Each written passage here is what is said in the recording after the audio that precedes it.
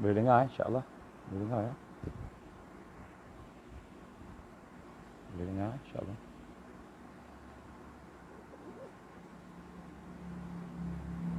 InsyaAllah kita mula dengan Ummul Quran. Al-Fatihah. A'udzubillahi minasyaitanirrajim. Bismillahirrahmanirrahim. Alhamdulillahi Rabbil Alamin. Ar-Rahmanirrahim. Maliki yawmiddin. Iyyaka na'budu wa iyyaka nasta'in. Ihdinas siratal mustaqim. Siratal ladzina an'amta 'alaihim ghairil maghdubi 'alaihim waladdallin. Amin.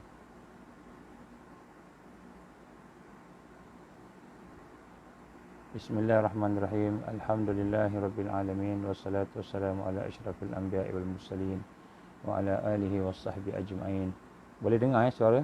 InsyaAllah ada suara Tolong bagi signal sikit. Boleh dengar insyaAllah. Baik, bismillahirrahmanirrahim. Alhamdulillah wassalatu wassalamu ala rasulillah. Rabbi shrah li sadri wa yassir li amri wahlul 'uqdatam min lisani yafqahu qawli. Rabbi zidni ilman amma ba'. Assalamualaikum warahmatullahi wabarakatuh. Alhamdulillah, marilah sama-sama kita bersyukur kepada Allah Subhanahu wa taala dengan keizinan Allah, dengan kasih sayang Allah, dengan taufik Allah, dengan barakah daripada Allah Subhanahu wa taala kita dapat bertemu pada malam ini. Alhamdulillah, malam yang ke-24 Ramadan, dan kita bergembira kerana kita diberikan peluang lagi oleh Allah untuk sama-sama meneruskan kehidupan kita dalam bulan Ramadan ini. Mudah-mudahan sedikit sebanyak dia akan memberikan kepada kita kekuatan, insya-Allah. Saya nak tanya, masih dengar insya-Allah? Suara dengar Baik, insya-Allah. Baik, alhamdulillah. Marilah sama-sama kita menundukkan diri kita, merendahkan diri kita, kerana dengan kita merendahkan diri kita kepada Allah Subhanahu Wa Taala, maka kita akan diberikan oleh Allah kemuliaan. Makin rendah, makin merendah diri kita pada Allah, maka makin mulialah kita di sisi Allah Subhanahu Wa Taala. Allah naikkan darjat kita. Tetapi orang yang sombong, orang yang merasa diri dia kuat, orang yang merasa diri dia dah sempurna, maka orang ini adalah orang-orang yang akan dihina oleh Allah Subhanahu Wa Taala. Baik, tuan-tuan rahmat Allah, saya nak mulakan dengan hadis Nabi sallallahu alaihi wasallam yang makna dia, mafhum dia. Yang Rasulullah SAW menggambarkan bahawa kesimpulan ikatan Islam itu akan terurai satu demi satu. Satu demi satu. Dan yang paling awal sekali ialah hukum dan pemerintahan. Maknanya hukum dan pemerintahan ini bila terurai, maka itu adalah merupakan tanda simpulan Islam yang pertama dibuka oleh Allah Subhanahu Wa Taala, maknanya kepada umat Islam. Dan yang terakhir ialah as-salah. Salat, sembahyang. Jadi kenapa Allah Subhanahu Wa Taala melalui Rasulullah sallallahu alaihi wasallam menggambarkan kepada kita bahawa yang terakhir ialah solat. Dia ada dia punya kita kata makna dia, dia punya fakta dia. Kerana kita lihat sebenarnya solat itulah yang merupakan benteng terakhir seorang Islam. Benteng terakhir seorang Islam yang telah mengucap dua kalimah syahadat ialah solat. Maknanya kalaulah dia meninggalkan solat secara sengaja dia tinggal. Dia sengaja diengkar, dia tak mau. Maknanya dia kata solat ni tak wajib, maka boleh jatuh murtad, kafir. Jumhur ulama. Dan kalau dia kata sebab malas sebagainya, mungkin dia akan dikira sebagai al-kabair, dosa besar. Baik, mari kita melihat satu perkara yang penting di dalam kita duduk dalam tarbiyah Islam, duduk dalam Islam ini, ialah satu hakikat bahawa Allah Subhanahu Wa Taala dia tidak ada nasab, dia tidak ada ikatan darah, dia tidak ada ikatan sekutu dengan mana-mana makhluk dia. Allah Subhanahu Wa Taala dia merupakan Tuhan yang esa. Dia satu-satunya. Dia tidak bergantung dengan yang lain, malahan lain bergantung kepada dia. Dan dia tidak menjadikan ada teman, dia tak ada kawan. Allah Subhanahu Wa Taala adalah Tuhan, Rabb. Kan? Ilah, dia tak ada kawan. Dia Tuhan. Dia tidak ada teman, dia tak jadikan pula anak. Dia tak ada anak. Dan dia tidak pula seorang yang akan sekutu dengan dia. Tidak ada orang yang ataupun makhluk yang akan dijadikan sama dengan dia, tak ada. Dia adalah Tuhan yang esa. Satu ketika Ubay bin Ka'ab radhiyallahu anhu telah meriwayatkan bahawa seorang orang musyrik, orang kafir musyrikin pernah berjumpa dengan Rasulullah sallallahu alaihi wasallam dan kemudian dia pun kata, sebutkan kepada kami apa dia nasab Tuhan, apa dia keturunan Tuhan, siapa dia keturunan Tuhan, Tuhan ni siapa keturunan dia. Maka Allah SWT pun menurunkan firman-Nya dalam surah Al-Ikhlas. Bismillahirrahmanirrahim. Qul huwallahu ahad, Allahus samad, lam yalid wa lam yulad wa lam yakul lahu kufuwan ahad. Jadi dalam surah ini, dalam ayat-ayat yang diturunkan Allah ini, Allah menyuruh kita mengatakan, kul, katakan bahawa sesungguhnya Allah itu Esa. Esa ni maknanya dia tidak ada sekutu, dia tidak ada nasab, dia tidak ada keturunan. Dia tidak ada kawan. Macam kita perlu kawan, dia tak perlu kawan. Dia tidak ada teman. Macam kita perlu teman, perlu pasangan. Dia tak perlu pasangan. Dia seorang dia. Dia satu dia. Esa dia. Dia Esa. Qul huwallahu ahad. Katakanlah Allah itu Esa. Allahus samad. Allah tempat bergantung segala makhluk. Semua manusia, semua haiwan, semua bergantung kepada Allah Subhanahu Wa Taala. Dia tidak ada bergantung dengan siapa-siapa. Dia tak perlu anak, dia tak perlu teman-teman, tak perlu apa. Yang dia Esa, dia satu dia. Dia tunggal dia. Baik. Jadi daripada hadis ini, sehinggalah akhir ayat surah Al-Ikhlas itu, daripada hadis ini kita mendapati bahawa Allah Subhanahu Wa Taala, qul huwallahu ahad, Allah itu Esa. Dan Allahus samad, Allah Taala tempat bergantung segalanya. Maka dia tidak bergantung dengan siapa-siapa. Dia tidak ada sekutu, tidak ada teman, tidak ada kawan. Dan tidak lain, kita melihat bahawa apakah sebenarnya yang bagi kita pula yang nak berhubung dengan dia. Apakah hubungan kita dengan Tuhan, dengan Allah? Apakah yang menjadi perhubungan? Apa yang mengikat kita dengan Allah? Kalau Allah tak ada anak, Allah tak ada teman, tak ada kawan, tak ada apa yang mengikat kita? Maka sebenarnya, tuan-tuan, puan-puan, hamba malam, marilah kita sedar. Yang mengikat kita dengan Allah hanyalah amal soleh. Yang mengikat kita dengan Allah Subhanahu Wa Taala ialah amal soleh. Apa maksud amal soleh? Dia berbeza amal soleh dengan amal khair. Khair ni amal baik. Amal baik dengan amal soleh ini berbeza. Amal baik ni orang bukan Islam pun buat. Amal baik kita kata kerja-kerja kebaikan, kebajikan. Kita tolong orang, kita bantu orang, kita buat baik pada orang, itu amal khair. Tetapi amal soleh ini ialah kita definisikan amal yang baik, yang kita kata amal khair tadi, tetapi yang sampai ke akhirat. Yang sampai kepada syurga dan neraka. Yang sampai kepada mardatillah. Dia sampai kepada redha Allah. Jadi yang menghubung kita dengan Allah ni, yang menghubung kita dengan Allah hanya satu saja, itu amal soleh. Amal soleh. Dan amal ni terbagi kepada dua. Amal yang batin dan amal yang jawarih. Amal yang fizikal. Amal batin ni apa? Salah satu amal batin yang paling penting sekali, amal hati, ialah al-imanu billah. Iaitu kita beriman kepada Allah Subhanahu Wa Taala. Itu amal. Yakin. Yakin kepada Allah. Yakin kepada kekuasaan Allah. Yakin kepada sifat-sifat Allah. Ini adalah amal soleh. Jadi kita lihat, bertambah baik seseorang itu, bertambah banyak amal soleh dibuat, maka semakin dekatlah dia dengan Tuhan dia. Semakin dekat dengan Allah SWT. Sebaliknya, semakin kurang amal soleh kita, maka semakin jauh kita dengan dia. Itulah sebabnya kita lihat di sini, perkara nombor satu bagi orang yang duduk di dalam tarbiyah Islam. Orang yang duduk dalam jalan-jalan nak menuju kepada Allah. Salikin. Perkara yang nombor satu yang dia kena buat ialah, dia kena pastikan amal yang dibuat itu semua amal soleh. Apa amal soleh antaranya? Yang pertama sekali ialah bertaubat. Bertaubat. Apa maksud bertaubat? Menyesal. Kita menyesal apa yang kita buat yang Allah murka. Yang Allah Subhanahu Wa Taala benci. Yang Allah Subhanahu Wa Taala akan memberikan, kita kata, kemurkaan dia kepada kita sampai dia seksa je orang tersebut dengan sebab maksiat. Sebab tu nombor satu, amal soleh nombor satu nak dekat dengan Allah ni setelah beriman. Setelah kita beriman dan ada kesedaran, ialah kita berjalan tadi, mestilah dengan taubat. Jadi sebab itulah kita lihat, lagi banyak kita beramal soleh, seseorang itu, maka lagi dekat dia dengan Allah Subhanahu Wa Taala. Dekat, jangan kita nampak dekat dari sudut fizikal.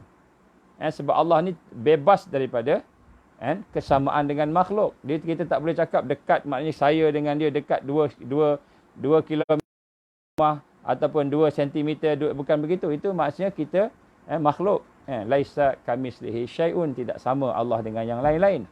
Yang sebut kat sini dekat dari sudut kita, semakin dekat hati kita. Hati kita merasai semakin dekat. Dan Allah SWT memberikan rahmat dia, memberikan barakah dia, memberikan segala kebaikan dan kebahagiaan kepada hamba-Nya yang beramal soleh. Dan sebab itulah tuan-tuan puan-puan yang rahmati Allah, makhluk yang paling dekat dengan Allah, makhluk yang paling dekat ialah makhluk yang sentiasa taat kepada Allah, itu malaikat. Ini makhluk yang Allah redha, yang sentiasa berdampingan dengan Allah Subhanahu Wa Taala. Secara terus-menerus dia melakukan ketaatan, tidak pernah bermaksiat. Jadi malaikat tak pernah bermaksiat. Malaikat tidak pernah bermaksiat, sentiasa taat kepada Allah. Apa yang Allah perintah, dia buat. Kalau diperintahkan sujud, dia sujud. Kalau diperintahkan zikir, dia zikir. Kalau diperintahkan dia rokok. Jadi apa sahaja yang diperintahkan oleh Allah Subhanahu Wa Taala, malaikat akan lakukan. Dan itulah menyebabkan dia menjadi makhluk yang paling dekat dengan Allah Subhanahu Wa Taala. Tetapi manusia pula, apabila dia beramal soleh, apabila dia boleh melaksanakan ubudiah kepada Allah, maka ketika itu dia akan dimuliakan oleh Allah lebih lagi daripada malaikat. Kenapa? Kerana malaikat dia tak ada nafsu. Tapi manusia ada penghalang, ada cabaran, ada nafsu. Baik. Berbalik kepada amal soleh tadi, maka amal yang paling efektif, amal yang paling kuat, yang paling efektif, yang paling dekat kepada kita dengan Allah ialah as-salah, solat. Setelah kita beriman, setelah kita yakin dengan Allah, setelah kita memeluk agama Islam, maka amal yang pertama sekali yang boleh mendekatkan kita dengan Allah ialah solat, sembahyang. Solat itu sembahyang. Sebab itulah digambarkan bahawa apabila seseorang itu bersolat, maka dia sebenarnya sedang berhubungan langsung. Dia komunikasi langsung dengan Allah Subhanahu Wa Taala. Direct komunikasi dia. Direct interaksi dia. Ikatan di kepada Allah langsung. Ini tuan-tuan. Benda yang paling penting. Malahan inilah yang digambarkan oleh Rasulullah sallallahu alaihi wasallam sebagai benteng terakhir di akhir zaman. Benteng terakhir, simpulan terakhir. Tak ada dah lepas ni. Tak ada dah lepas daripada solat ni, tak ada dah. Maknanya amal yang kalau kita boleh pertahankan ini, maka dia akan jadi amal yang soleh, yang paling dekat, yang paling efektif dengan Allah Subhanahu Wa Taala. Satu hadis sahih yang diriwayatkan oleh Abu Hurairah. Hadis ini agak panjang tuan-tuan. Abu Hurairah an Abi Hurairah radhiyallahu anhu telah bersabda Rasulullah sallallahu alaihi wasallam, qala Rasulullah sallallahu alaihi wasallam, and Allah telah berfirman. Ini hadis Qudsi. Allah berfirman, apa yang Allah firman? Salat itu, salat sembahyang, dibagi dua, aku dan hamba-Ku. Maknanya bila kita solat, Allah SWT bagikan solat tu bagi dua. Satu hamba-Ku, satu aku, kata Allah. Ini hadis sahih. Maknanya solat ni special, solat ni bila kita solat tu, kita sebenarnya bagi dua. Allah bagi dua lah. Kita kata kelebihan solat itu. Maka apabila seorang hamba itu, maka dikata aku dan hamba-Ku separuh-separuh. Allah berfirman dalam hadis Qudsi. Hamba-Ku berhak mendapatkan apa saja yang dipinta. Maka sembahyang ni jalan untuk dapat apa saja yang dia nak. Kalau kena dengan kehendak Allah, solat ni paling efektif. Nak minta apa? Solat. Maka apabila seorang hamba itu membaca Alhamdulillahi Rabbil Alamin. Contohnya bila kita membaca Fatihah. Fatihah ni wajib baca kan? Bila kita baca Fatihah, Alhamdulillahi Rabbil Alamin, maka aku akan menjawab, Allah akan jawab, hamba aku telah memuji aku. Allah jawab. Maksudnya bila kita baca kan, Bismillahirrahmanirrahim, hamba aku memuji aku. Alhamdulillahi Rabbil Alamin, hamba aku memuji aku. Maka apabila dia membaca Ar-Rahmanir Rahim, maka Allah berfirman, hamba aku telah menyanjung aku. Allah jawab. Sebab tu bila kita baca Fatihah tu, kita cuba hayati Fatihah tu. Sebab setiap satu perkataan, satu ayat yang kita baca, Allah jawab. Allah bayangkan di sini, Allah jawab. Maka apabila dia membaca Maliki Yaumiddin, maka dia akan berfirman, hamba aku telah meninggikan aku. Bila dia jawab, bila kita sebut Maliki Yaumiddin, Allah akan respon. Allah akan cakap, maknanya Allah akan berfirman, hamba aku meninggikan aku.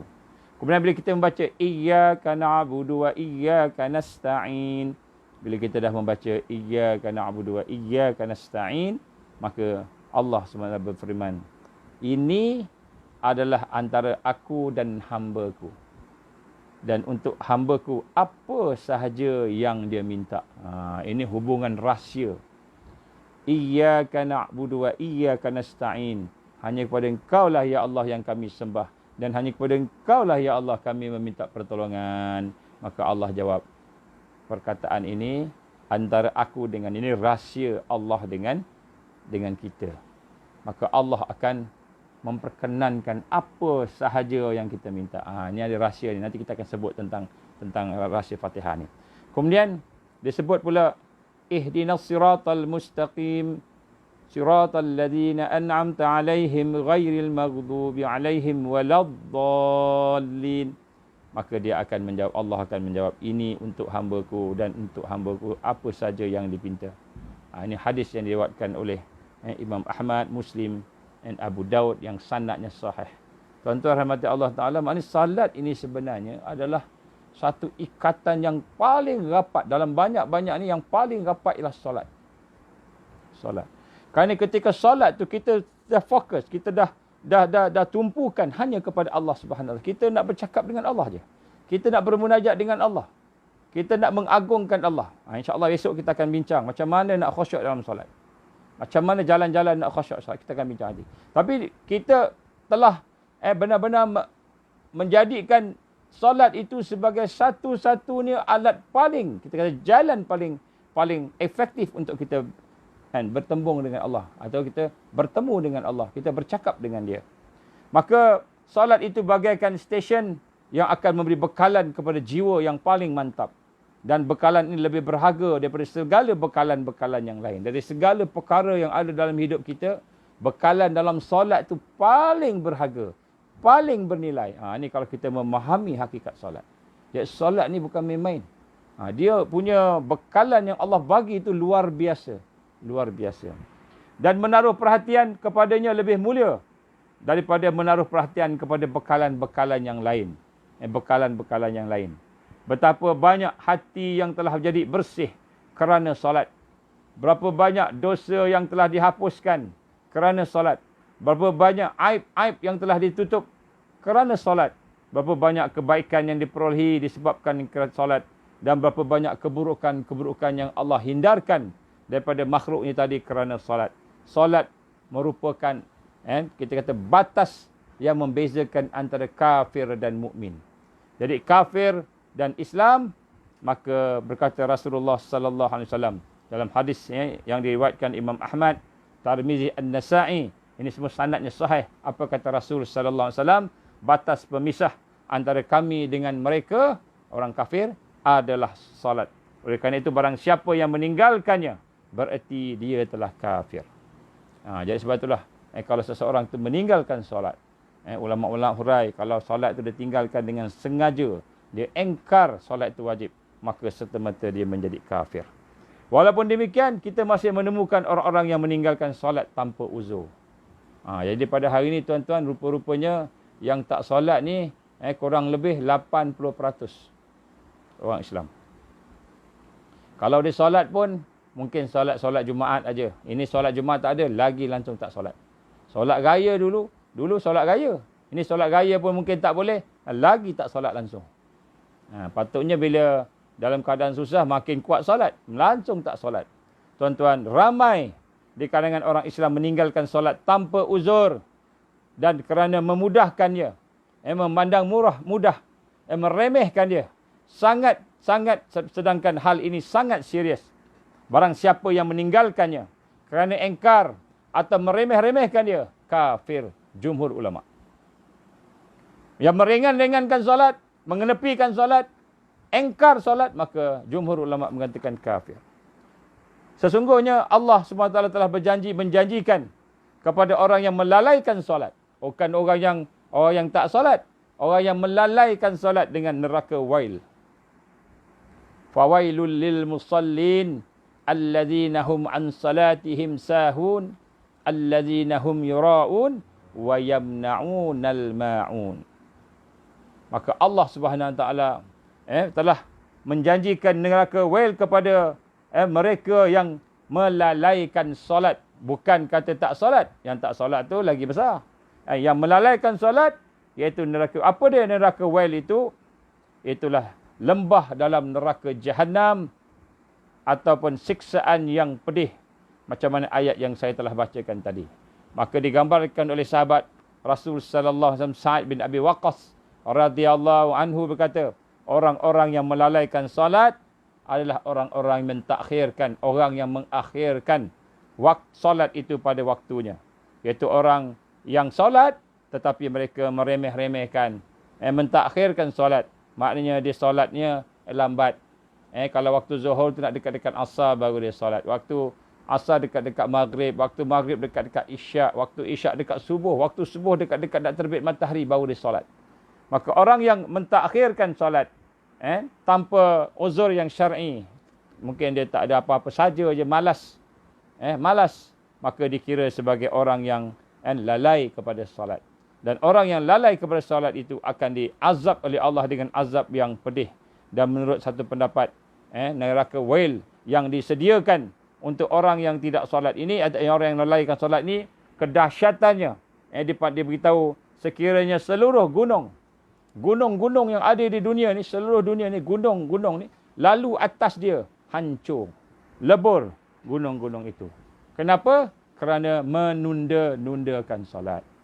Menunda-nundakan solat. Ya, sebab itu tuan-tuan rahmati Allah SWT, saya nak sebut kat sini pada malam ini, sungguh kita mungkin tak perasan.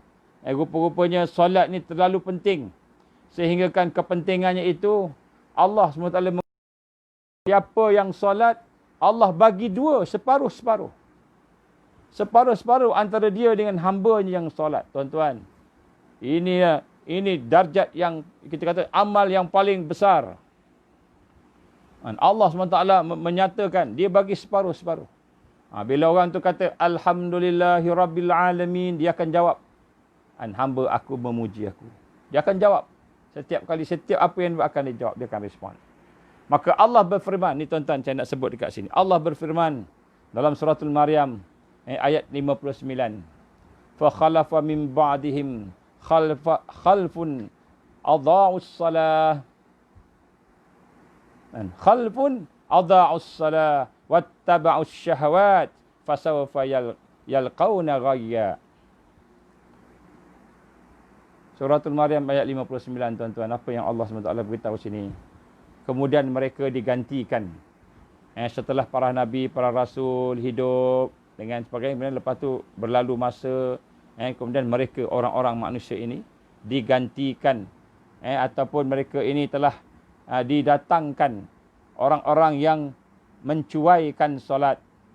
Adha'us salah, orang-orang yang mensia-siakan solat, dan wattaba'us syahawat, mereka yang mengikuti hawa nafsu, syahwat mereka. Dan mereka inilah orang-orang yang akan menemui kesesatan. Jadi Allah SWT telah menyatakan dalam surah Maryam ini, iaitu akan sampai waktu setelah Nabi meninggalkan kaumnya, Rasul meninggalkan kaumnya, maknanya dia dah mula, maka digantikan orang-orang yang nombor satu yang digambarkan di sini, orang Islam, tetapi yang mensia-siakan, mencuaikan solat. Maka Ibnu Abbas radhiyallahu anhu, Abdullah bin Abbas radhiyallahu anhu berkata, bukanlah makna adha'u itu meninggalkan. Maknanya bukanlah maksud adha'us salah, maknanya ditinggalkan solat keseluruhannya. Tetapi makna adha'us salah yang Allah gambarkan, orang yang akan disesatkan, menemui kesesatan, ialah mereka yang mengakhirkan waktu solat. Jadi siapakah orang yang akan disesatkan Allah? Allah akan sesatkan orang itu, walaupun di Islam. Iaitu orang yang adha'us salah, orang yang mentakhirkan salat tanpa sebab. Maknanya dia meringan-ringankan salat, maka itu sudah menjadi satu sebab, satu perkara yang akan menjadikan Allah SWT menyesatkan mereka. Ini bahaya, tuan-tuan. Ni kita nak tunjukkan pada malam ni, seriusnya solat ni. Solat ni serius. Suatu yang penting. Jangan sampai kita memandang solat itu remeh. Kerana orang yang memandang solat itu remeh dan orang yang mengakhirkan solat adalah orang yang akan dicampakkan dalam neraka. Confirm Allah sebut dalam surah Al-Ma'un, confirm akan masuk neraka. Confirm masuk neraka, tuan-tuan. Ini bukan saya cakap ni, Allah sebut dalam, Allah firman dalam Al-Quran. Sa'id bin Musayyad rahimahullah berkata pula, maksud adha'us salah itu ialah mengakhirkan solat. Samalah dengan Ibn Abbas tadi radhiyallahu anhu. Jadi dia kata dia tidak melakukan solat zuhur sehingga datang waktu asar. Maknanya solat zuhur tu ditangguh masuk waktu asar. Waktu asar baru dia solat. Solat zuhur. Asar pula ada rehat masuk maghrib baru dia solat. Maghrib pula ada rehat masuk isyak baru dia solat. Isyak sampai dah masuk subuh baru dia solat. Dan subuh sampai dah terbit matahari baru dia solat. Maka inilah yang digambar sebagai adha'us salah. Orang-orang yang mencuaikan solat, melalaikan solat. Dan barang siapa yang meninggalkan dalam keadaan ini dan belum bertaubat, dia tidak bertaubat dalam keadaan dia melaksanakan ini, dosa besar. Dosa besar. Maka Allah mengancamnya dengan azab yang pedih, iaitu neraka wail. Azab yang pedih, tuan-tuan. Sebab tu kita nak kena rasa yang mana di dalam neraka jahanam ini makanannya busuk, panas, pedih. Digambarkan sekiranya gunung-gunung dunia. Kita tengok gunung dunia ni besar. Gunung dunia. Dia lalu ke atas. Bukan masuk, lalu atas. Lalu ke atas, hancur. Bukan kata masuk, lalu ke atas. Jauh di atas langit, hancur. Maka inilah ancaman yang keras bagi orang yang meninggalkan solat. Cukup banyak. Barang siapa yang tidak mendengar nasihat daripada Quran, tidak akan ada guna nasihat-nasihat yang lain. Ini nasihat daripada Quran. Ya, tuan-tuan, sebab tu saya nak sebut kat sini. Bagaimana Rasulullah SAW menggambarkan simpulan Islam yang terakhir.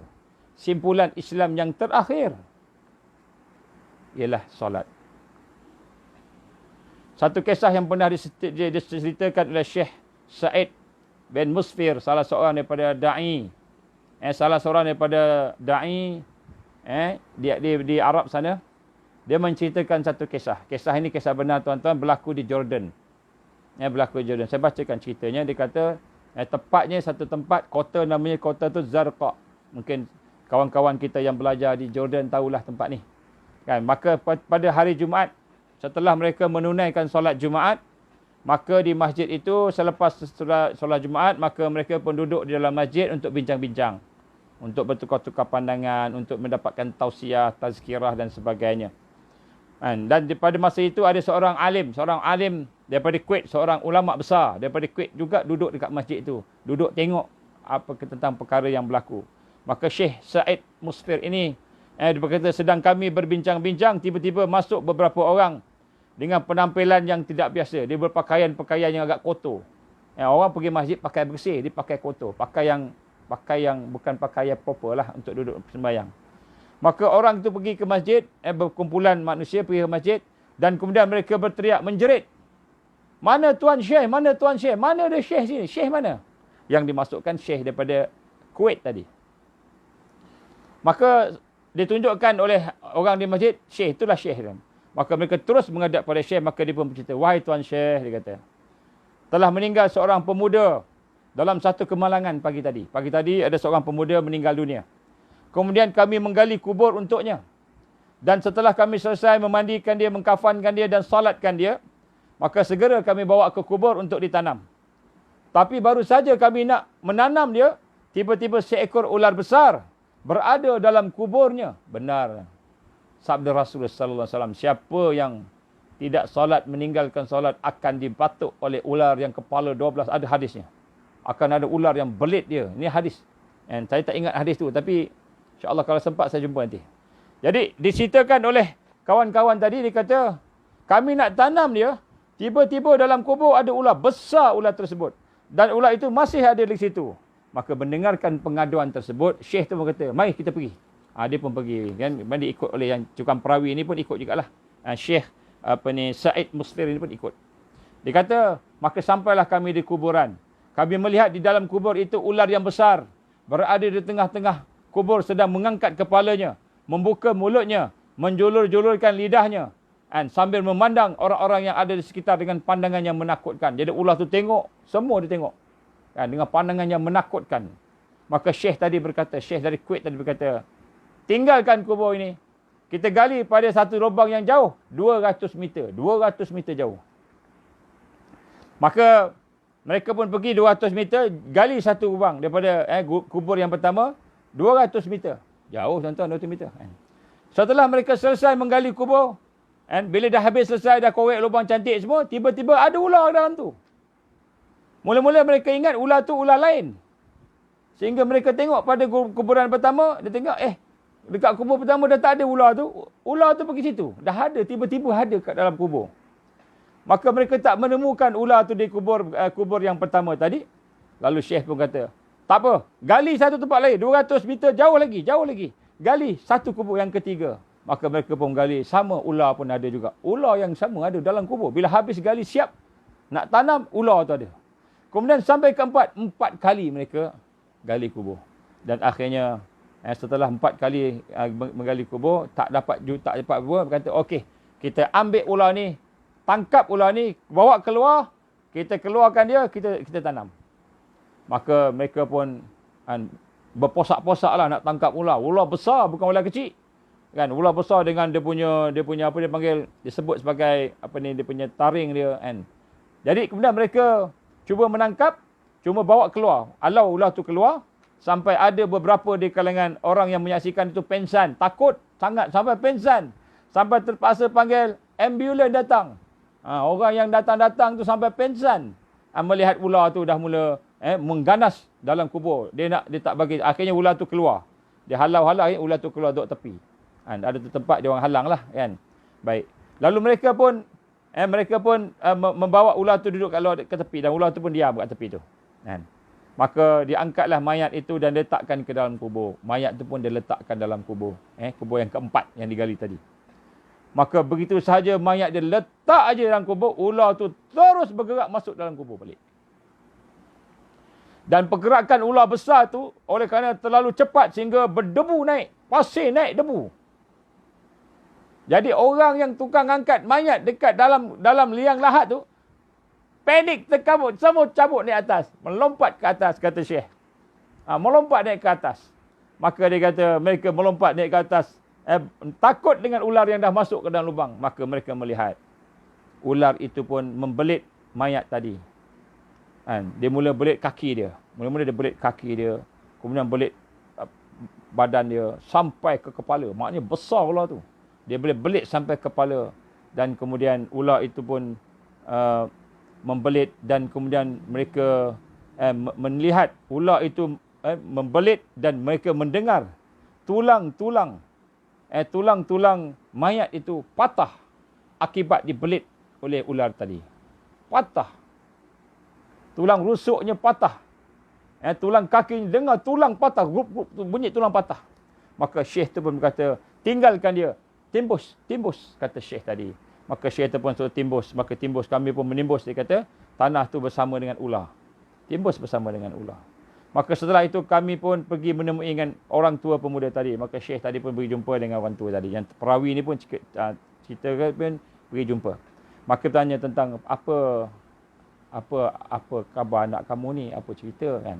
Maka ayah dia menjawab, putera saya ini, anak lelaki saya ini, dia kata, memang seorang yang sentiasa taat padaku, patuh padaku. Dia seorang Islam, patuh padaku, pada ibunya, tetapi dia tidak pernah mengerjakan solat sekalipun. Satu kali pun tak pernah kerja solat. Tapi dia Muslim, dia tolong orang. Dia maknanya dia baik dengan mak ayah dia.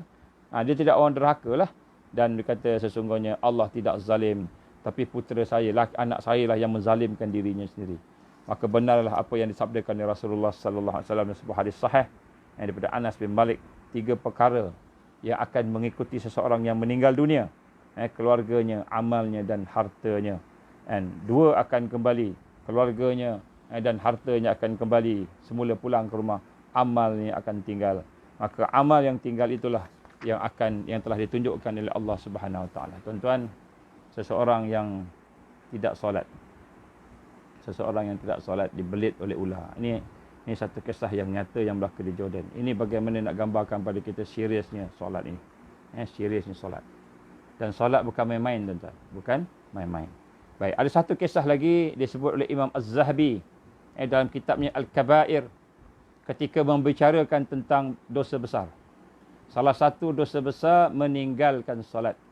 Kita tinggalkan solat, lalaikan solat, main-main solat, kita tidak khusyuk solat, kita ambil mudah remehkan solat, maka itu adalah dosa besar. Maka dikata pada satu ketika berlaku satu peristiwa, dia diceritakan oleh Imam Az-Zahabi dalam kitabnya Al-Kabair. Dikata apa, seorang laki-laki menggali kubur untuk adik perempuan dia, saudari dia yang telah meninggal dunia. Maka ketika itu bila dia gali-gali, terjatuhlah beg duit dia, kantongnya yang berisi emas, wang emas ke dalam kubur itu tanpa dia tak sedar. Sehinggalah bila dia balik rumah, maka baru dia sedar kantong dia, beg dinar dia itu telah terjatuh ke dalam kubur. Baru dia perasan, masa gali itu dia ada lagi, lepas tu dah tak ada, dia perasan. Maka kat rumah dia cari, akhirnya dia pun pergilah semula ke kubur tersebut, dan dia kata, aku terpaksa gali semula sebab aku perlukan duit tu. Duit tu aku perlukan untuk aku nak belanja dan sebagainya. Maka dia pun menggali semula. Dia gali semula kubur adik dia tu, dan apabila dia telah sampai kepada mayat tu, dah nampak mayat, tiba-tiba dia terkejut kerana melihat mayat itu sedang dibakar oleh api. Mayat itu terbakar. Mayat api tentang bakar, marak. Maka oleh kerana dia takut melihat itu, maka dia dengan cepat kembali tutup balik tanah tadi, tutup balik, dan kemudian dia kembali kepada ibu dia. Dia patah balik ibu dia. Dia pun tanya, wahai ibuku, beritahulah kepada aku, apakah amalan adik aku perempuan aku, apakah amalan yang pernah dilakukan dalam hidup? Maka ibu dia pun bertanya, kenapa? Kenapa kau tanya macam itu? Maka dia pun kata, tadi aku telah kehilangan duit, kemudian aku telah duit itu jatuh dalam kubur, aku nak ambil balik. Tapi pada saat aku menggali kubur tersebut, tiba-tiba bila sampai kepada mayat, aku melihat mayat itu sedang dibakar. Mayat sedang terbakar. Dan oleh kerana apinya menyala-nyala, makin lama makin besar, membakar tubuh adik tadi, aku takut, aku timbus balik dia kata. Maka mendengar cerita itu, menangislah sang ibu. Ibunya menangis. Ibunya menangis. Dan juga abang dia pun menangis sama-sama. Bila mak dia menangis. Kemudian mak dia kata, wahai anakku, sesungguhnya adik perempuan kamu ni dulu suka mengambil mudah sembahyang. Solat ni dia ambil mudah. Dan dia suka mentakhirkan waktu solat. Dia suka mentakhirkan waktu solat. Solat ni dia ambil dengan mudah. Dia main game dulu, dia tengok movie dulu, dia tengok game apa dulu, dia buat apa semua, dia takhirkan solat. Kadang-kadang terlepas waktu, maknanya dia melalaikan solat. Begitulah keadaan orang-orang yang mentakhirkan solat, orang yang mengakhirkan waktu solat. Lalu bagaimana dengan orang yang meninggalkan solat?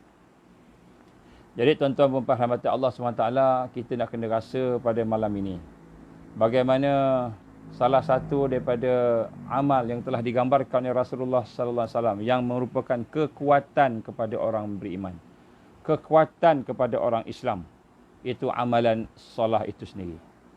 Jadi maknanya dalam tarbiyah Islam, setelah kita ada kesedaran Islam, setelah kita ada kesedaran iman, setelah kita sudah mula mahu bertaubat kepada Allah, setelah kita mula mahu mendekati Allah, membersihkan diri kita, maka perkara pertama yang kita jaga ialah solat.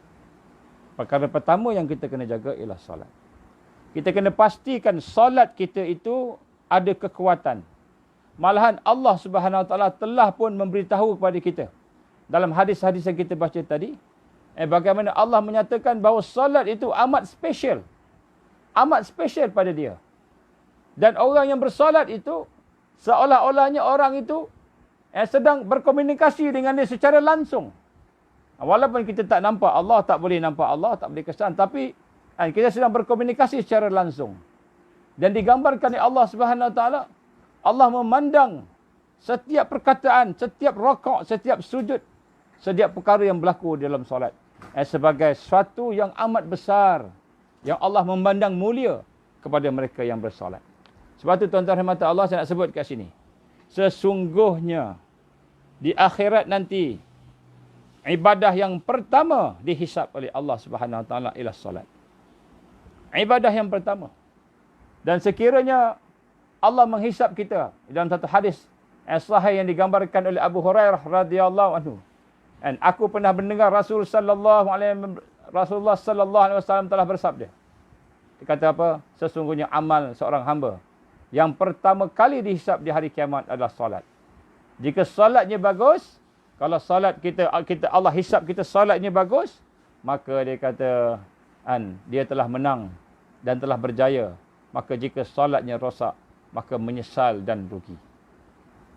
Maka sekiranya ada kekurangan dalam solat fardunya, maka Allah akan berfirman, lihat, tengok solat sunat, ada tak solat sunat? Solat sunat yang mana solat itu boleh menampung solat fardu tadi. Begitulah tuan-tuan, sekiranya solat tidak benar-benar kita pelihara dan jaga, maka amalan-amalan lain akan turut rosak. Jadi ini perkara yang kita nak tengok, insya-Allah. Jadi untuk hari ini tuan-tuan, saya nak bawa pada tuan-tuan apa yang digambarkan oleh Imam Al-Ghazali rahimahullah. Dia kata apa? Solat ni sebenarnya kekuatan itu pada al-khusyu'. Dan Allah menerima solat kita pun sejauh mana khusyuk itu ada. Maknanya kalau solat kita tak khusyuk, Allah tak terima solat kita.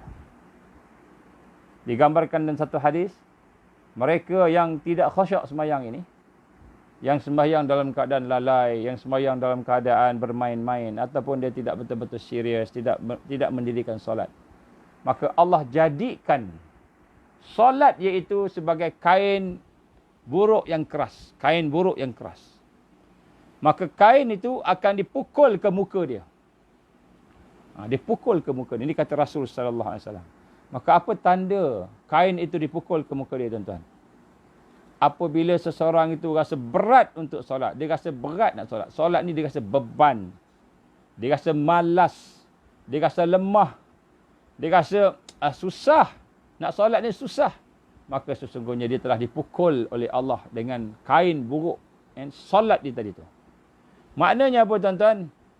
Kalau kita malas nak solat depan Allah, malas nak berdiri, malas nak solat depan Allah, maka sesungguhnya Allah pun tak nak jumpa kita. Sebelum kita solat, Allah dah pukul dah dengan solat-solat yang hina tadi, yang kita buat tadi, dia pukul sehingga menyebabkan kita tak nak solat. Kita malas solat. Kita rasa beban solat. Hati-hati, tuan-tuan. Sekiranya kita rasa malas bersolat, sekiranya kita rasa beban solat, kita tak rasa nikmat solat, solat kita tak rasa nikmat, tak rasa seronok, tak rasa sesuatu yang membina kekuatan kita, kita tak rasa bercakap dengan Allah, tak rasa, maka ketahuilah Allah SWT telah memukul muka kita dengan kain-kain buruk daripada solat-solat yang telah ditukar tadi. Wa'izazbillah min zalik. Ini hadis Nabi, tuan-tuan. Yang sebab sini, ini kita nak kena tengok balik solat kita. Maka pada malam ni insya-Allah ada masa lagi.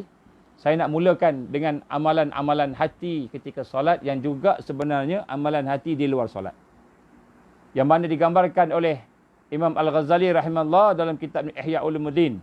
Dia kata apa? Khusyuk terhimpun kepada 6 perkara. Khusyuk dalam solat terhimpun kepada 6 perkara. Kepada 6 perkara. Apakah 6 perkara itu? Yang pertama sekali, hudurul qalbi, iaitu kehadiran hati. Yang kedua, tafahum, kita faham.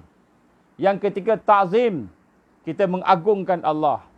Yang keempat, haibah, kita merasa kehebatan Allah. Kita merasa khauf, takut dengan kemurkaan Allah, dengan kesempurnaan Allah. Yang kelima, ar-raja, kita berharap pada Allah. Yang keenam, al-haya, kita malu pada Allah. Jadi ada 6. Jadi khusyuk ni, kata Imam Ghazali dalam kajian dia, dalam huraian dia, dia kata ada 6 perkara. 6. Maknanya khusyuk ni mesti ada 6 sifat. Kalau 6 sifat ni tak ada, kita tak khusyuk. Jadi, kalau kita nak definisikan satu-satu tu, kita boleh lebih kurang kita tahulah. Jadi sekarang malam ni saya nak try. Kalau dapat satu pun cukup tuan-tuan. Apa dia? Iaitu 6 perkara itu kita nak tengok. Apakah sebab-sebab untuk mendapatkan 6 perkara? Macam mana kita nak dapatkan 6 perkara ni? Macam mana nak dapat 6 perkara? Ini saya masukkan proses. Macam mana kita nak proses diri? Tuan-tuan ambil perhatian. Kalau tak sampai habis, kita sambung besok. Yang pertama sekali, hudurul qalbi. Iaitu hadir hati.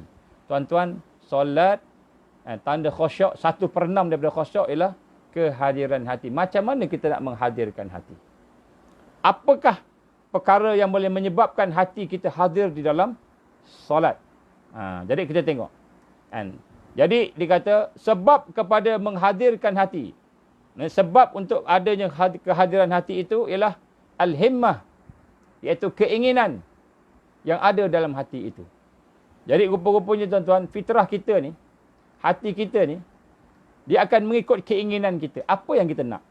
Apa yang kita idam-idamkan. Apa yang kita hajatkan. Apa yang kita pentingkan. Apa yang kita pentingkan. Maka sebenarnya, apabila hati itu, kita pentingkan makan. Maka sudah tentu hati itu akan terdorong untuk makan.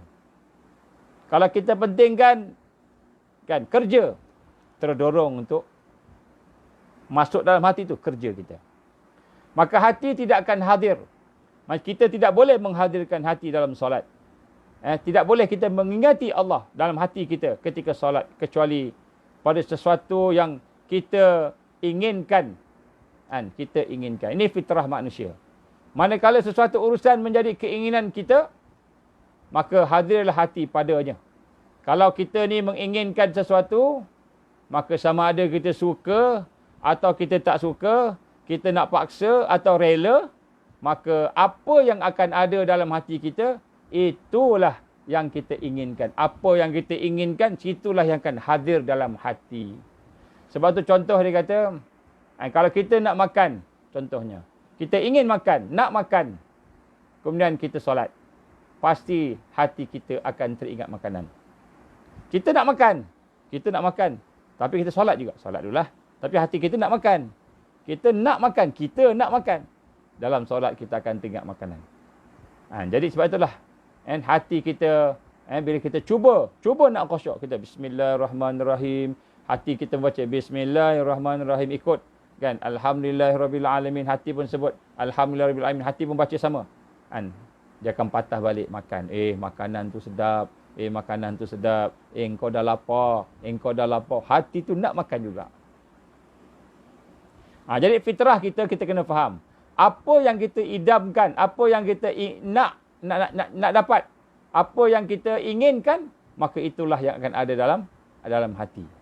Hati akan patah balik kepada makanan. Kalau kita tengah tengok cerita, contohnya cerita Hindustan, tengah-tengah tengok, masuk waktu asar. Maka kita pun kata, solatlah, solat on time. Jangan mentakhirkan solat, kita pun solat. Tapi hati kita nak tengok cerita Hindustan tu. Hati kita nak tengok cerita Hindustan. Nak tengok cerita movie yang kita nak tengok tu. Tengah solat, insya-Allah hati kita akan patah balik ke TV. Betul tak, Azan? Betul. Ini fitrah. Kalau seseorang tu hati dia nak kahwin, contoh nak kahwin, maka fikirannya pasti akan berfikir pasal kahwin. Ini tabiat manusia. Ini kita kena faham. Ini tabiat kita ni. Sebab tu kita nak faham macam mana nak menghadirkan hati, kita kena faham apa yang kita inginkan. Mahu tak mahu, hati manusia itu akan cenderung, akan teringat, akan terbisik, akan terdorong dengan apa yang dia inginkan. Ini adalah fitrah kita. Ini kita kena faham. Kalau kita tak faham yang ni, kita cubalah khusyuk. Tak khusyuk kita. Ini nombor satu yang paling penting, menghadirkan hati. Nombor satu. Maka inilah fitrah manusia yang mana hati itu tabiatnya demikian dan telah ditundukkan padanya Allah dan telah dicipta Allah demikian. Maksudnya Allah dah cipta kita sebagai ujian. Jadi sebab itulah kecenderungan kita ni, kalau cenderung makan, kita sembahyang, insya-Allah teringat makan. Kalau cenderungan kita, keinginan kita ni tengah buat soalan matematik, kita nak selesaikan soalan matematik tu, dalam sembahyang boleh selesai soalan matematik tu. Kalau keinginan kita nak cari barang hilang, Barang hilang. Mana barang? Mana tengah cek TV masuk waktu sembahyang. Kita sembahyang. Dalam sembahyang tu kita boleh cari kat mana barang tu. Oh, dekat atas. Atas alamari. Atas alamari. Kita nak khusyuk tak boleh sebab hati kita ingin dia nak jumpa barang tu. Nak cari barang tu. Kalau kita tengah masak. Tiba-tiba masuk waktu sembahyang. Orang ajak sembahyang berjemaah. Sembahyang berjemaah. Suami kita ajak contohnya. Kita pun pergi sembahyang jemaah. Sembahyang jemaah. Kan? Teringat makanan yang tengah-tengah masak tu. Walaupun kita tutup api, kita teringat. Garam tak masuk lagi. Terlupa nak masuk ni lah. Semua teringat belaka. Kenapa? Kerana itu fitrah. Itu memang Allah cipta kita. Maka macam mana nak buat ni? Kalau orang tu ingat kahwin, dia akan teringat kahwin. Kalau nak makan, dia teringat makan. Mahu tak mahu, hati kita akan tunduk kepada keinginan tadi. Jadi ini memang Allah ciptakan. Ya, sebab itulah kita kena faham. Hati kita ni apabila tidak hadir dalam solat. Hati kita ni, bila dia tidak hadir dalam solat, sebenarnya dia tidak menganggur. Tetapi dia akan menembusi. Dia akan keliling perkara yang menjadi arahan, iaitu keinginan dia. Maknanya kita jangan ingat. Bila kita kata, tak apalah, aku akan cuba blok lah. Blok lah dunia ni daripada dia. Dia akan keliling. Akhirnya ingat balik dunia. Akhirnya kita nak sembahyang pun dah tak syok lah. Imam baca sedap. Sembahyang tarawih baca macam sedaisi. Tapi hati kita teringat more, nak makan. Tengok makanan sedap. Bubur lambuk. Kan? Kambing. Contohlah. Baik. Sebab itulah hati kita hanya boleh hadir sekiranya keinginannya adalah keinginannya yang benar, yang betul. Kalau keinginan yang lain daripada nak solat tadi, maka dia tak akan dapat. Walaupun kita duk rancang, tak dapat. Maka apa yang kita inginkan, maka itulah yang akan kita ingat dalam hati kita. Apa yang kita idamkan, maka itulah yang akan hadir dalam hati kita, dalam keinginan kita. Tidak ada cara untuk kehadiran hati, melainkan kita memalingkan diri kita daripada yang lain kepada solat. Maknanya, kita nak kena usahakan palingkan diri kita daripada keinginan-keinginan yang ada di luar solat. Daripada keinginan yang ada pada dunia. Nak kena palingkan. Nak kena tukar keinginan tu. Baru boleh kita khusyuk. Yang pertama, 1/6 daripada khusyuk iaitu hudurul qalbi. Iaitu kita menghadirkan hati. Maka, keinginan hati kepada solat. Macam mana pula kita nak keinginan hati untuk solat? Dan keinginan ni susah. Nak berpaling pada solat ni bukan senang. Bukan senang. Jadi maknanya keinginan tu bukan lagi makan. Tapi keinginan tu solat. Barulah hadir hati. Boleh hadir hati. Ini tricky ni tuan-tuan. Kita tak kenal diri kita ni. Maka demikianlah memerlukan kepada al-iman wa tasdiq. So macam mana kita nak memalingkan hati kita ni daripada dunia yang remeh. Dunia yang hina. Dunia yang tak ada nilai. Berbanding dengan Allah. Berbanding dengan syurga Allah. Mardatillah. Adalah hati kita nak palingkan, kita memerlukan kekuatan al-iman wal tasdiq, iaitu al-iman, keimanan, keyakinan, dan kita membenarkan dia. Maka bahawa kita nak kena memerlukan kepada iman dan tasdiq bahawa akhirat adalah lebih baik dan lebih kekal. Al-akhirah khairu wa abqa. Akhirat itu lebih baik dan lebih kekal. Jadi kita nak kena proses hati kita ni supaya keimanan kita, keyakinan kita, hajat kita, al-akhirah khairu wa abqa. Akhirat itu lebih baik dan lebih kekal. Dan untuk mendapat akhirat, maka solat ini adalah wasilah perantaraan untuk akhirat. Kita nak dapat redha Allah, nak dapat syurga Allah, nak dapat kebahagiaan di akhirat, maka solat ni, solat zuhur, solat asar, solat maghrib, solat ini adalah perantaranya. Macam katakan kita nak pergi ke Kuala Lumpur, nak pergi ke Pulau Pinang contoh, nak naik kenderaan.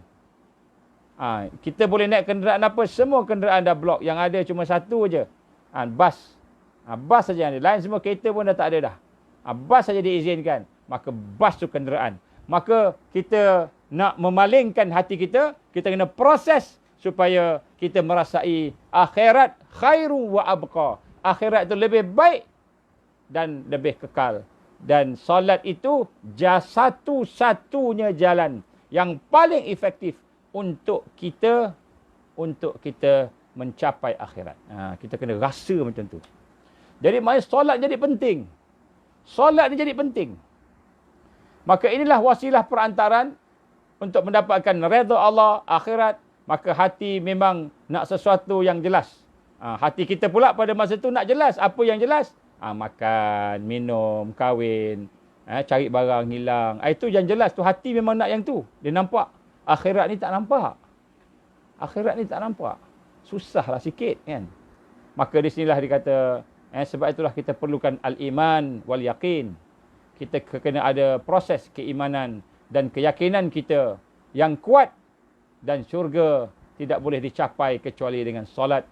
Selama kita masih berfikir bahawa dunia ini lebih berharga daripada syurga. Duit RM100,000 lebih berharga daripada syurga.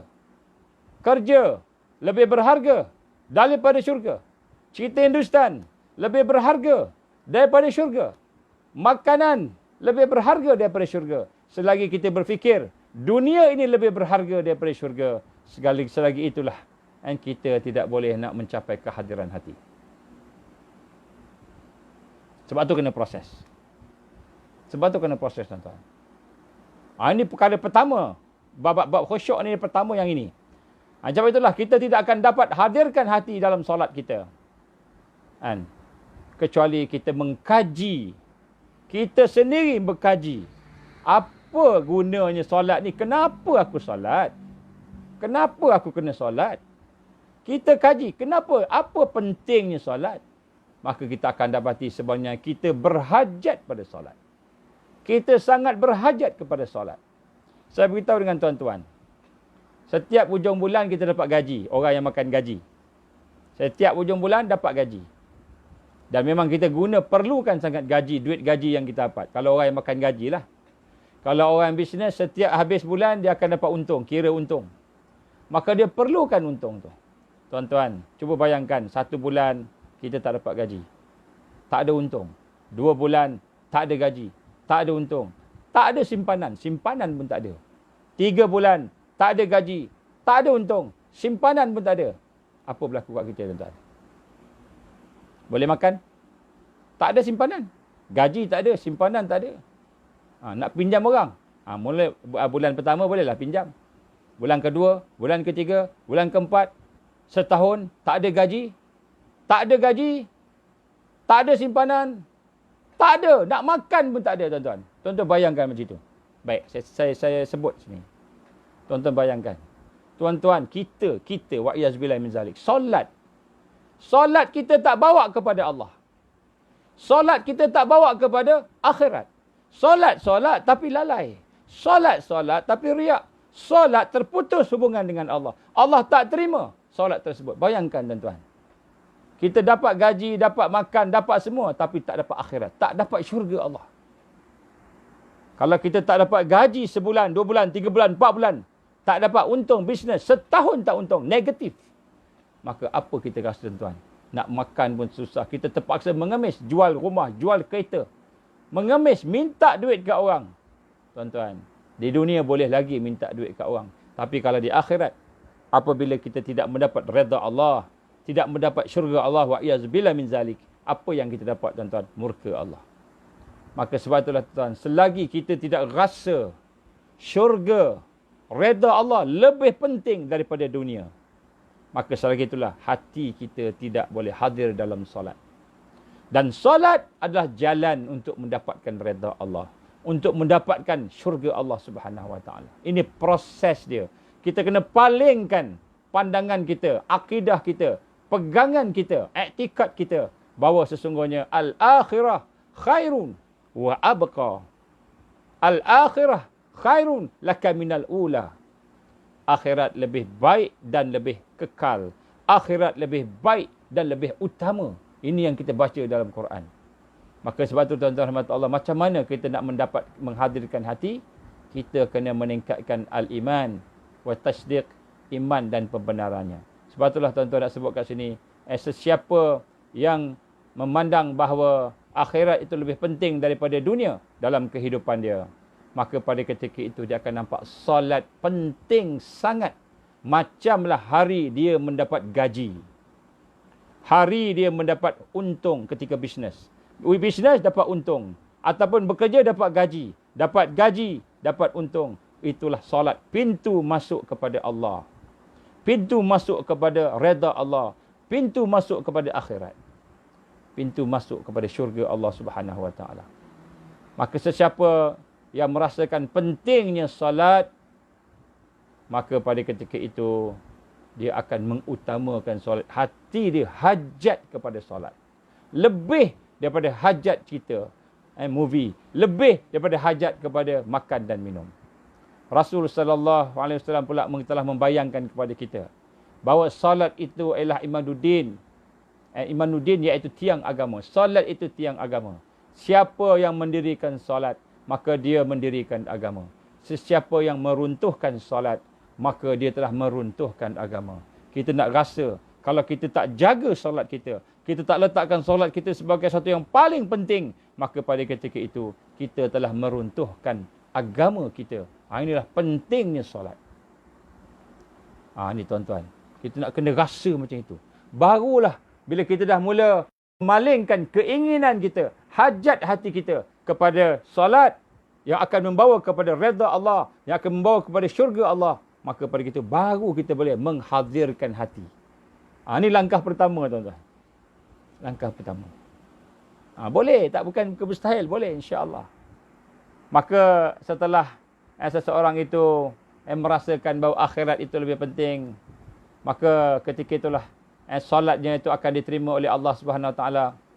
Dan pentingnya solat itu ialah menghadirkan hati sebagai jalan pertama.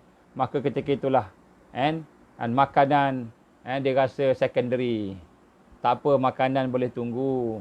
Cerita Hindustan, kalau kita minat sangat macam tak apa.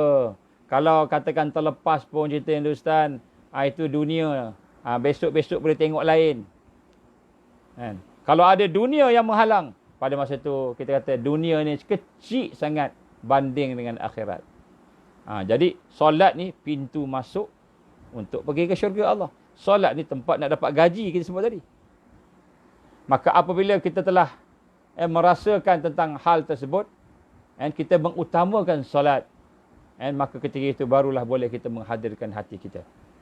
Keinginan kita nak solat. Kita nak solat. Tak payah tunggu azan, kita dah tunggu. Sebelum azan kita dah menunggu azan. Belum azan baru, bukan sekarang ni azan baru kita dah masuk waktu. Kecuali maghrib lah kan. Kemudian satu lagi ialah berkenaan dengan neraka Allah Subhanahu Wa Taala. Orang yang tanpa solat, maka neraka wel yang telah dijanjikan tadi. Jadi bukan saja Allah bagi syurga, diancam pula. Kalau kita lalaikan solat, kalau kita tidak solat, wa'iyazbillah min zalik, Allah ancam dengan nerakanya. Maka di sinilah kita nak kena rasa, ini perasaan, ini dari sudut tarbiyah. Kita nak rasa bahawa solat kunci kepada pintu masuk kepada syurga Allah. Maksudnya syurga Allah di dunia ni lagi ni. Syurga Allah, nak kenal Allah, solat. Zikir juga. Quran juga, tapi solat. Ini rukun Islam yang kedua selepas kita mengucap dua kalimah syahadah. Ini solat ni. Solat ni kena jaga. Maka setelah kita menghadirkan hati, diibaratkan sikit lagi tuan-tuan. Ibaratkan beginilah. Solat bukan setakat kita nak memenuhi tuntutan masuk waktu. Tapi solat sebenarnya ialah pertemuan kita dengan Allah Subhanahu Wa Taala. Saya nak bayangkan tuan-tuan, kalau katalah raja panggil kita, sultan panggil kita, menteri panggil kita, perdana menteri panggil kita, contoh, maka tentulah kita akan pergi. Kalau kita tengah duduk buat kerja, tiba-tiba sultan datang, menteri datang ke rumah kita, tentu kita akan berpaling kepada dia, bercakap dengan dia, menghormati dia, mengadap dia. Maka di sinilah kita lihat, apabila kita solat, sebenarnya kita sedang menghadap Allah Subhanahu Wa Taala. Menghadap raja. Raja kepada segala raja. Raja kepada segala raja. Yang memanggil kita. Dan kemudian yang berkuasa ke atas bumi, langit. Yang menguasai rezeki kita. Yang menguasai nyawa kita. Maka solat penting tuan-tuan. InsyaAllah. Jadi malam ni kita fikir-fikirkan, nombor satu, bagaimana kita nak jadikan solat itu satu yang amat bermakna dalam hidup kita. Barulah kita boleh menghadirkan hati. Baik, macam mana latihan hadir hati saya dah sebut dah. Bila kita baca lidah, maka hendaklah kita ikut hati kita. Kita Allahu Akbar, kita buat takbiratul ihram. Allahu Akbar, hati pun baca sama. Allahu Akbar. Lepas tu bila baca doa iftitah, bila kita baca Fatihah, hati pun baca sama. Lidah baca, hati baca. Itu maknanya menghadirkan hati. Tetapi kalau kita tidak ada keinginan untuk solat tadi, keinginan untuk dapatkan redha Allah, iman dan tasdik tadi, walaupun kita ikut Bismillahirrahmanirrahim, hati pun ikut Bismillahirrahmanirrahim, tapi dia akan ada gangguan. Kejap ada, kejap tak ada. Kejap ada, kejap tak ada. Betul tak? Kejap ada, kejap. Tapi kalau kita betul-betul nak sembahyang, betul-betul nak solat, tuan-tuan, kita menghadirkan hati kita. Maka seperti itu solid hati kita akan bersama dengan solat. Ini 1/6 khusyuk. InsyaAllah esok kita sambung. Kita tambah lagi sampai 6/6 khusyuk. 1/6, InsyaAllah kita akan sambung besok. Kita nak betul-betul solid sembahyang kita sehingga akhirnya solat kita ini Allah izin menjadi solat yang kamil, yang sempurna. Solat yang boleh membina kekuatan, bekalan kepada kita sehingga kita bertemu dengan Allah Subhanahu Wa Taala insya-Allah. Dan insya-Allah inilah amalan-amalan yang kita kena jaga sebagai orang yang ingin mendapat hidayah di akhir zaman. Insya-Allah. Itulah tuan-tuan, insya-Allah mudah-mudahan Allah mengampunkan dosa kita, kelemahan kita. Marilah sama-sama kita cuba jaga solat. Malam ni bangun tuan-tuan, bangun. Solat sebelum makan tu solat dulu 2 rakaat. Cuba praktis menghadirkan hati. Menghadirkan hati dulu. Maksud menghadirkan hati, kita nak kena rasa kita nak solat. Solat ni penting, pintu masuk syurga. Kita bayangkan pintu masuk redha Allah, pintu masuk syurga. Solat ni pertemuan dengan Allah. Kita nak bercakap dengan Allah, nak berbual dengan Allah, nak berdoa dengan Allah, nak merintih dengan Allah. Kita sedang berbual dengan Allah, solat. Ini penting. Kalau kita cakap dengan raja pun dah penting, cakap dengan Perdana Menteri pun dah penting, cakap dengan orang yang kita hormati penting, apalagi dengan Tuhan Rabbul Jalil. Malam ni semayang dengan kehadiran hati. InsyaAllah esok kita akan bincang lagi. Ada 5 lagi insyaAllah. Kita tengok mana yang sempat. Dan kita akan cuba buat satu-satu. InsyaAllah tuan-tuan, bila kita faham, maka kita akan mendekati khusyuk. InsyaAllah. InsyaAllah. Maka jadilah solat sebagai bekalan kita. Aku li qali hadza astaghfirullahalazim li wa lakum. Bismillahirrahmanirrahim. Alhamdulillahirabbil alamin wassalatu wassalamu ala asyrafil anbiya'i wal mursalin wa ala alihi washabbihi ajma'in. Allahumma innaka ta'lam anna hadhihi alqulub qad istamat ala mahabbatik wa iltaqat ala ta'atik wa tawahadat ala da'watik wa ta'ahadat ala nusrati syari'atik fa Allahumma rabitataha wa dimuddaha wahdiha subulaha wa amla'aha binurika allazi la yakhbu wa shrah suduraha bi faidil iman bik wa jamil tawakkuli alaik wa ayyiha bi ma'rifatik wa amitha ala syahadati fi sabilik ya Allah innaka ni'mal maula wa ni'man nasir. Allahumma inna na'udzubika min an nusyrika bika syai'an na'lamu wa nastaghfiruka lima la na'lamu. Allahumma inna na'udzubika min azabi jahannam. Allahumma inna na'udzubika min azabil qabr. Allahumma inna na'udzubika min fitnatil mahya wal mamat. Allahumma inna na'udzubika min fitnatil masiihid dajjal. Allahumma inna na'udzubika minal ma'sam wal maghram. Allahumma ya muqallibal qulub tsabbit qulubana ala dinik wa ala ta'atik wa ala jihadi fi sabilik. La ilaha illa anta subhanaka inna kunna minaz zalimin.